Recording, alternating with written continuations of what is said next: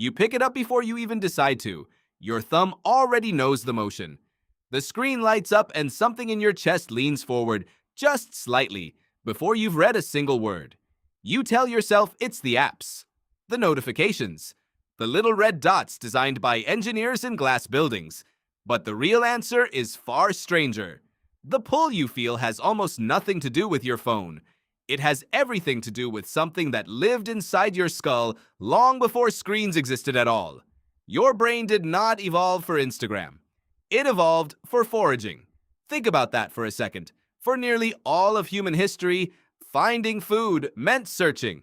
Walking through grass that mostly hid nothing, turning over rocks that mostly hid nothing, checking the same berry bush 3 times in one day because maybe, this time, something would be there. Your ancestors who got a small jolt of motivation from that uncertainty survived. The ones who gave up too early did not. That jolt is still in you. You just call it something else now. You call it checking your phone. In the 1930s, a psychologist named B.F. Skinner ran an experiment that would later explain almost everything about why you can't put your phone down. He placed pigeons in a box with a lever. Press the lever. Sometimes a food pellet drops. Skinner tried different patterns. Reward every single time the lever was pressed. Reward never. And then the pattern that changed everything. Reward unpredictably. Sometimes after 1 press. Sometimes after 12. The pigeons given unpredictable rewards pressed the lever obsessively. Far more than the ones who got rewarded every time. Far more than the ones who got nothing at all. Skinner called this a variable ratio reinforcement schedule.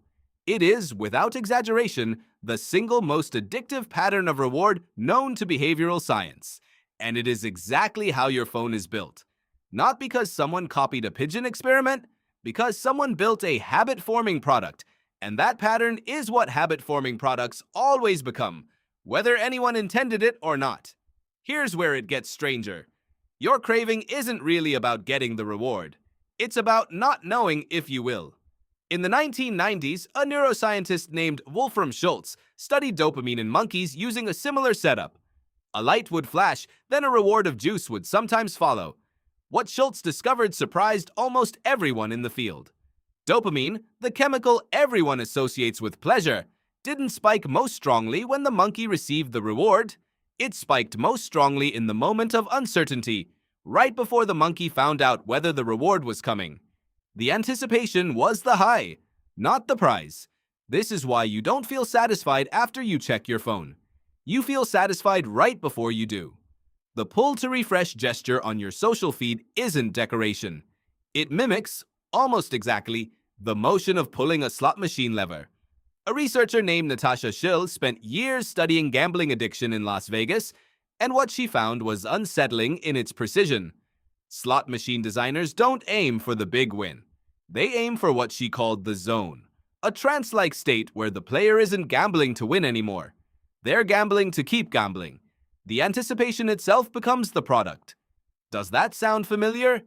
Every app on your phone that uses an infinite scroll, every notification badge, every unpredictable like count is running a softer version of the same machine.